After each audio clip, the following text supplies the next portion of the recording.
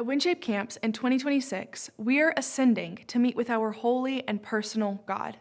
Today's key truth is this: how should I live my life? Step by step, follow Christ. And our key verses come from Acts 1 and Acts 2. Before Jesus ascended to heaven, he gave his followers a promise that they wouldn't be alone. God would send his Spirit to be with them and give them power. Then, during a festival called Pentecost, something incredible happened. As the disciples gathered in Jerusalem, they heard a sound like a rushing wind, and the Holy Spirit filled them. God's Spirit was now with them, guiding them, helping them, and giving them the power they needed to do what Jesus had told them to do.